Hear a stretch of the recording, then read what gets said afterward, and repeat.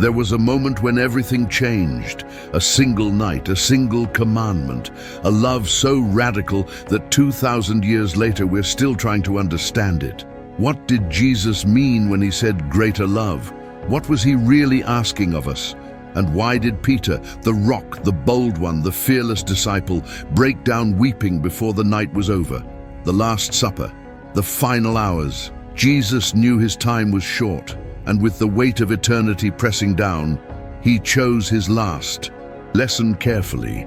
Not about kingdoms, not about power, not even about faith. He spoke about love. But this wasn't the love the world knew. This wasn't the love philosophers had debated for centuries. This was something entirely different.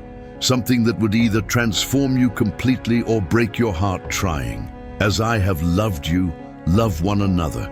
Simple words, devastating implications, because what Jesus was about to show them, what he was about to do, would redefine love itself. Before we go deeper, if this message is touching your heart, make sure to subscribe, like, and share this video. It helps us reach more people who need this truth. Here's what makes this moment so extraordinary. Jesus wasn't just a teacher sharing wisdom. He was entering an ancient debate that had consumed the greatest minds of the Greek world. Plato, Aristotle, Socrates. For centuries, these philosophers had wrestled with one question: what is love's highest form? And now, in an upper room in Jerusalem, a carpenter from Nazareth was about to settle it forever. You see, in the ancient Greek language, they didn't have just one word for love like we do in English. They had three distinct terms, each capturing something different, something specific. Eros, the passionate physical attraction that Plato described climbing upward like a ladder, ascending from base desire to appreciation of pure beauty itself. Philia, the brotherly love, the perfect friendship that Aristotle praised in his Ethics, the mutual goodwill between equals. And agape, a word that existed but had never been fully defined, never been given its ultimate meaning. Until that night. 23 times during the Last Supper, Jesus used one word: agape. Not eros, not philia, agape. He was claiming the philosopher's mantle, but he was going somewhere they had never dared to go. Greater love has no one than this, that someone lay down his life for his friends. Lay down his life. Those words hung in the air like thunder before a storm. Peter heard them. Bold, impulsive Peter, who never knew when to stay quiet. He couldn't contain himself. Lord, I will lay down my life for you. I'll follow you anywhere. Prison, death, anywhere. Jesus looked at him, perhaps with compassion, perhaps with sorrow, perhaps with both. Will you really lay down your life for me? Before the rooster crows, Peter, you will deny me 3 times. Did Peter understand what was coming? Did any of them? They were about to witness the cost of greater love. They were about to see what agape really meant. And they were about to discover something about themselves that would shatter everything they thought they knew. The night grew darker. Jesus led them to Gethsemane, and there, under ancient olive trees, the weight of the world pressed down upon him. The disciples slept while he prayed. Father, if it is possible, let this cup pass from me, yet not my will, but yours be done. This was greater love in its purest form, not the absence of fear, but the choice to surrender anyway, not the absence of suffering, but the willingness to embrace it, for us, for everyone. Then came the torches, the soldiers, the betrayal, and Peter, brave Peter, drew his sword. He would fight, he would defend, he would prove his love, but Jesus stopped him. Put your sword away. They arrested Jesus. They dragged him away. And Peter followed at a distance, not too close, not anymore. The courage was draining away with every step. A servant girl spotted him in the courtyard. You were with Jesus of Galilee. I don't know what you're talking about. Another confrontation, more accusers, the pressure mounting. This fellow was with Jesus. I don't know the man. A third time, now with an oath, now with curses. I don't know him. And then the rooster crowed. The sound split the darkness like a knife. Peter's eyes met Jesus across the courtyard. The Master. had just been struck by the guards, his face already beginning to swell, and yet he looked at Peter with those eyes, not with anger, not with accusation, with love, with the same love he had spoken about just hours before. And Peter remembered, "Before the rooster crows, you will deny me 3 times." He had failed. He had broken his promise. He had proven that he could not lay down his life. The weight of it crushed him. He stumbled away from that courtyard and wept, not quiet tears, not dignified grief. He wept like a man whose world had just collapsed. But here's what Peter didn't understand yet. Here's what we often miss. Greater love wasn't Peter's to give. It was Jesus to demonstrate. While Peter wept, Jesus walked to Pilate, to Herod, to the whipping post, to Golgotha. Every step was a choice. Every breath was an act of will. He could have called down angels. He could have shattered his chains. He could have done what Socrates criticized, avoided the sacrifice, preserved his life, chosen self-preservation over self-giving, but he didn't. They nailed him to the cross. They lifted him up between heaven and earth. And there, suspended between 2 thieves, the Son of God laid down his life for his friends, for Peter, for the disciples who ran, for the crowds who mocked, for you, for me, for everyone who would ever need redemption. Father, forgive them, for they know not what they do. This was Agape, not philosophical theory, not abstract concept. This was love with skin on, love with blood and tears, love that counted the cost and paid it anyway. 3 days later, the tomb was empty. Death couldn't hold him. The grave couldn't keep him. And soon, Peter and the other disciples found themselves back home in Galilee, trying to make sense of everything that had happened. They went fishing, returning to what they knew, to what was safe. And there on the shore, cooking breakfast over a charcoal fire, was Jesus. Alive, risen, present. They ate together in the morning light. The tension must have been unbearable for Peter. The memory of that courtyard, the rooster's crow, the 3-fold denial. It haunted him. Then Jesus turned to him. "Simon, son of John, do you love me?" The question pierced deeper than any sword. In Greek, Jesus used the word agape. Do you agape me? Do you love me with the greater love I taught you about? Peter's response came quick but different.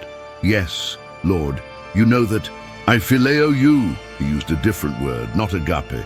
Philia. "You know I love you like a friend. Feed my lambs." Jesus asked again. "Simon, son of John, do you love me?" Again, agape. And again, Peter answered with philia. "Yes, Lord, you know that I love you. Tend my sheep." The 3rd time, Jesus changed his question. He met Peter where he was. "Simon, son of John, do you phileo me?" Now using Peter's word, the lesser word, the word that acknowledged Peter's weakness, his limitation, his humanity. Peter was grieved. The 3-fold question mirrored his 3-fold denial, but this time, instead of condemnation, it brought restoration. "Lord, you know everything. You know that I love you. Feed my sheep." Do you see what Jesus did? He didn't demand perfection. He didn't require Peter to achieve agape love on his own. He met Peter in his weakness and gave him a new mission. Not to die. Jesus had already done that. But to live, to serve, to feed his sheep, to show love in the daily, ordinary, beautiful work of discipleship. Because here's the secret about greater love that we often miss. Yes, Jesus laid down his life on the cross. That was the ultimate act. But he also laid down his life in how he lived. Every day, every moment, every choice. When Mary and Martha sent word that Lazarus was dying, Jesus didn't have to go. He could have stayed where he was, safe from the threats in Judea. But he set aside his plans and went. When Jairus fell, at his feet begging for his daughter's life, Jesus didn't schedule an appointment. He dropped everything and followed. When the woman touched his garment in the crowd, he didn't keep walking. He stopped. He noticed. He cared. greater love wasn't just about dying. It was about living with such intentional, sacrificial, others-centered devotion that every moment became an offering, every conversation, every interruption, every inconvenience. The philosophers never understood this. Socrates criticized self-sacrifice as vainglory. Plato thought love should ascend beyond the physical to pure abstraction.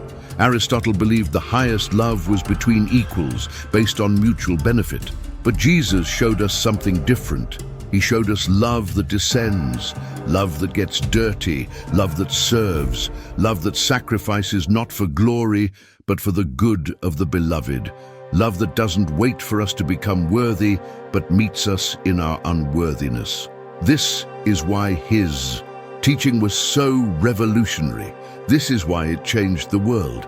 Not because it was a nice idea or a beautiful philosophy, but because it was embodied, it was demonstrated, it was real. And now he asks the same question he asked Peter. Do you love me? Not, are you perfect? Not, have you never failed? Not, can you do this on your own? Just, do you love me? And if we say yes, even with our weak phileo, even with our trembling faith, even with our history of denial, he meets us there. He forgives us there. He restores us there. And then he gives us the same mission he gave Peter. Feed my lambs, tend my sheep, love one another as I have loved you. This is the call of discipleship. Not to achieve perfect agape love in our own strength. That's impossible. But to follow the one who has already demonstrated it, to study his life, to obey his commandments, to let his love flow through us to a world desperate for something real. Peter eventually did lay down his life. Church tradition tells us he was martyred in Rome, crucified upside down, because he didn't consider himself worthy to die as his master died. But that sacrifice wasn't what made Peter great. What made Peter great was that after his failure, after his denial, after his tears in the courtyard, he got back up. He accepted Jesus' forgiveness. He embraced his mission. He spent the rest of his life feeding Christ's sheep. The greater love that Jesus taught isn't found in the wisdom of philosophers. It's not achieved through intellectual understanding or moral effort alone. It's found in relationship with the one who loved us first, the one who demonstrated what love really means, the one who calls us still. Maybe you're like Peter. Maybe you've made promises you couldn't keep. Maybe you've denied him in your own way. Maybe you're weeping in your own courtyard, wondering if there's any way back. Here's the truth that changed everything for Peter and can change everything for you. Jesus' greater love doesn't depend on your perfection. It doesn't wait for you to get strong enough or good enough or faithful enough. His greater love is already there, already offered, already complete. The question isn't whether he loves you. The cross answered that forever. The question is, do you love me?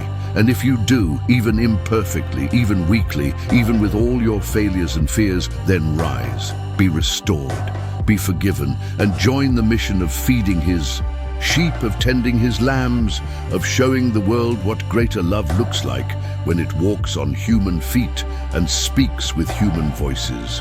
Because this is what will change the world. Not philosophy, not arguments, not power or politics or programs, just this. Disciples who have been loved by Jesus, forgiven by Jesus, restored by Jesus, and who now pour out that same love to everyone they meet. Greater love. It changed Peter, it changed the world, and it's still calling us today. As I have loved you, love one another. Maybe you can't fully comprehend agape yet. Maybe you're still learning what it means. But if you keep following him, if you keep seeking him, if you keep saying yes to his love, then one day you'll look back and realize something beautiful. His greater love has been transforming you all along.